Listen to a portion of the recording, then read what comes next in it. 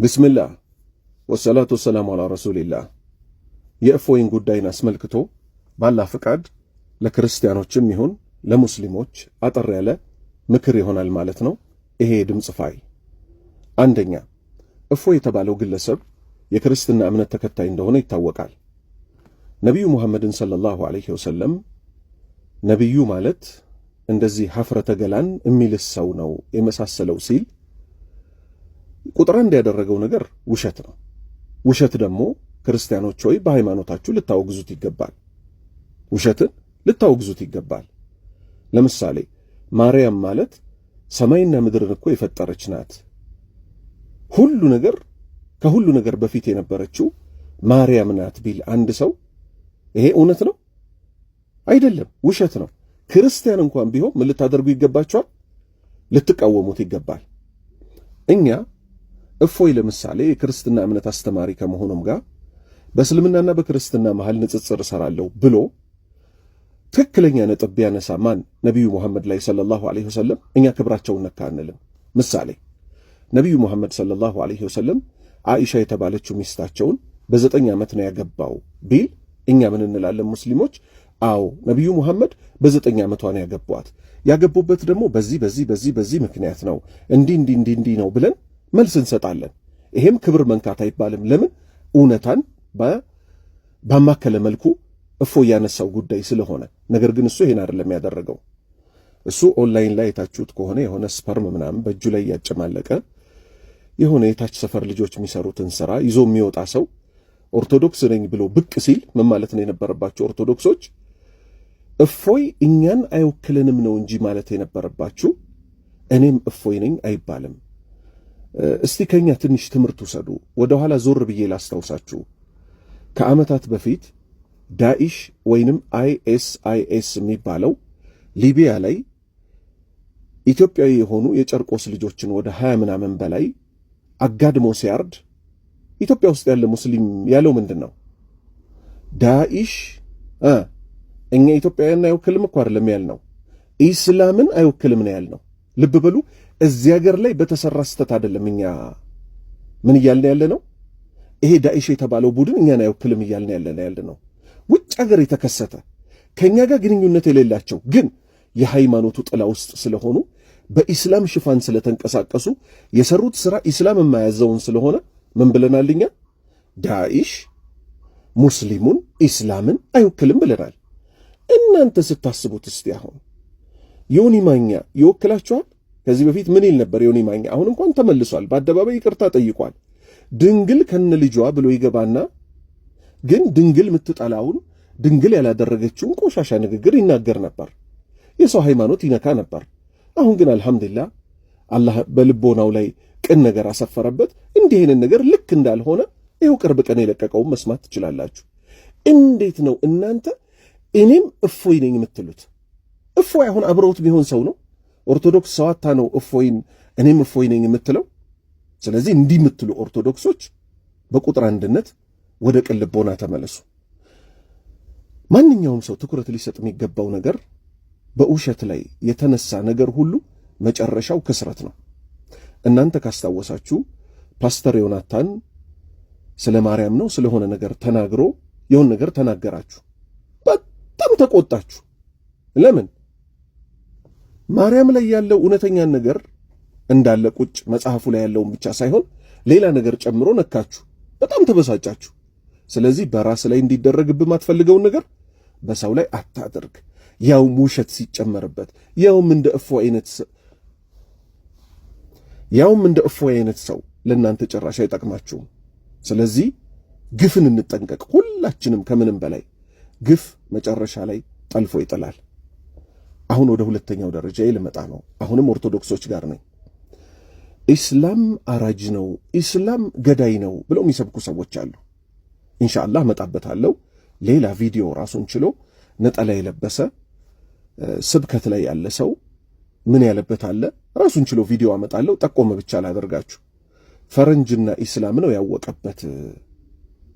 ቀን ሙሉ ጾመው ውለው እኮ ማታ በተምር በስጋ በወተት ያፈጥራሉ አለ። ይህ አይመለከትህም። እኛ ሃይማኖታችን ብለን እስከያዝነው ድረስ አንድ እውነት አላስምርላችሁ። ክርስቲያኖች የምታምኑበት ነገር ለኛ ክህደት ነው። እኛ ሙስሊሞች የምናምንበት ነገር ለእናንተ እንደ ክህደት ነው የሚታየው። እኛ የምናምንበት ጀነት ያስገባናል ስንል እናንተ ክርስቲያኖች ምን ትላላችሁ? አይ ይሄ አካሄዳቸው እኮ ሙስሊሞችን እሳት ያስገባቸዋል፣ ገሃነም ያስገባቸዋል ትላላችሁ።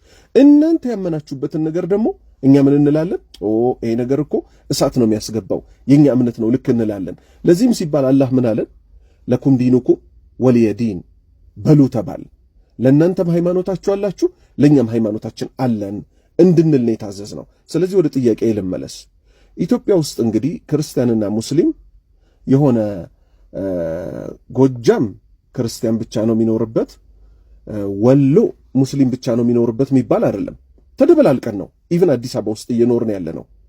በሰይፍ ብቻ እኮ አይደለም ሰው የሚገደለው፣ ምግብ ላይ መርዝ መርዞ ድግምት ሰርቶ። ግን እኛ ሙስሊሞች እንዲህ አድርገናችሁ እናውቃለን? በፍቅር እኮ ነው አይደል እየኖርን ያለ ነው፣ በሰላም ሃይማኖቱ ባስቀመጠው ባውንደሪ ልክ ምን እያደረግን ያለ ነው? የጎረቤት ሐቅ ስትታመሙ ጠይቀን፣ ሲቸግረን ረድታችሁን፣ በዚህ መልክ እየኖርን ያለነውን በቤተ ክርስቲያን ደረጃ ግን ሙስሊም አራጅ ነው፣ ገዳዮች አይደሉ ወይ፣ ከገደላችሁ ጀነት ትገባላችሁ ተብለው የለ ወይ ማለት ይሄ እኔ እንጃ። የሃይማኖት ሰው የሆነ አይዋሽም። በቃ እዚች ላይ ብቻ እንጠንቀቅ። እፎይን ለዚህ ጉዳት የዳረገው ምኑ ነው?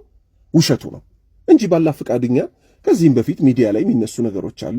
ነብዩ መሐመድ አይሻን በ9 ዓመቷ አገባት፣ መልስ ሰጥተናል። አሁንም በቅርብ ቀን ግን ለእናንተ ደግሞ ለክርስቲያኖች ሆይ አዎ ነብዩ መሐመድ አይሻን በ9 ዓመቷ አግብቷታል ብለን ማስረጃዎቹን ሁሉ ቁጭ እናደርጋለን። ስለማናፍርበት ሃይማኖታዊ ትእዛዝም ስለነበረ ሙሉ ማስረጃውን ካልሰማችሁ ግልጽ ስለማይሆን እንረጋጋና ሲያደርሰን እናያለን። አሁን ወደ ማን ደረስን? ወደ ሙስሊሞች ደግሞ ደረስን። ሙስሊሞች ሆይ እፎይ ይሄንን አደረገ ብላችሁ የተለየ ሪአክሽን የምትወስዱ ሰዎች አላህ ልትፈሩ ይገባል። መግደል ነው እንዲህ ማረግ ነው። ማነህ አንተ? ኢስላም መቼም ህይወት ነው። በንዴት ሰዓትም በደስታ ሰዓትም ኢስላም ነው ሊገዛን የሚገባው አይደለ? በሸሪዓ ወንድምህ ቢገደልብህ በሸሪዓ ህግ የሚለውን አስታውስ።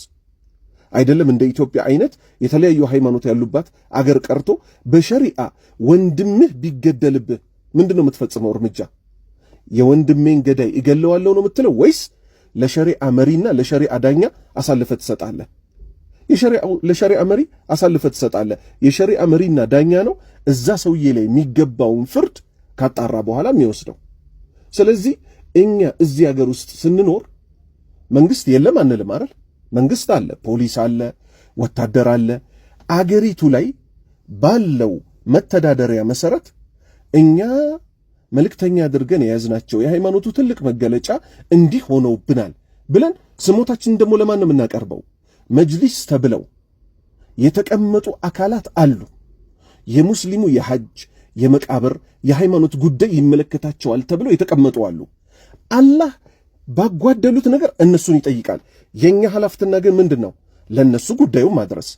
እነሱ በመንግስት መዋቅር መሰረት በምን መልክ ይሄን ጉዳይ መውሰድ እንዳለባቸው ኃላፊነት ተሰጥቷቸዋል እንጂ ማንም ተነስቶ በየቲክቶኩ በየፌስቡኩ በየዩቲዩቡ እንደዚህ ያርግ እንደዚህ በል ሚለው አይደለም። ወደ ሶስተኛ ነጥብ የደረሱ ሙስሊሞችን ነው ይሄ የሚመለከተው። ሙስሊሞች ሆይ ኮሜንቶች እያየሁ ነው።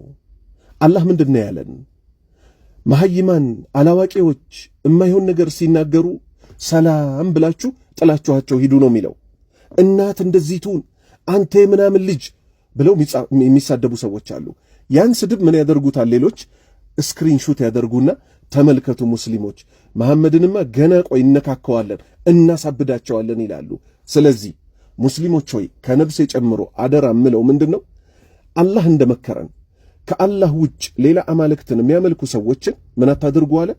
እንዳትሰድቧቸው። የሚያመልኩትንም አካል እነሱንም ቢሆን እንዳትሰድቧቸው አለ። ለምን? እነሱ ደግሞ በተገላቢጦሹ አላህና መልእክተኛውን ዲኑን ይሳደባሉና ባለማወቅ አለ። ስለዚህ ሃይማኖቱ የሥነ ሥርዓት ሃይማኖት ነው። አላህን እንፍራ። ሁላችንም በልክ እንሆን። ክርስቲያኖች የራሳችሁ መንገድ አላችሁ። እንዲህ አይነት ጸያፍ የሚሰራን ሰው እንዲያው አሳልፋችሁ ልትሰጡ። እኛ ዳኢሽ አይወክለንም እንዳልነው እፎይ አይወክለንም እንጂ የሚባለው እኔም እፎይ ነኝ አይባልም። አላህ ቀኑ መንገድ ይምራን። ወሰላሙ አለይኩም ወራህመቱላህ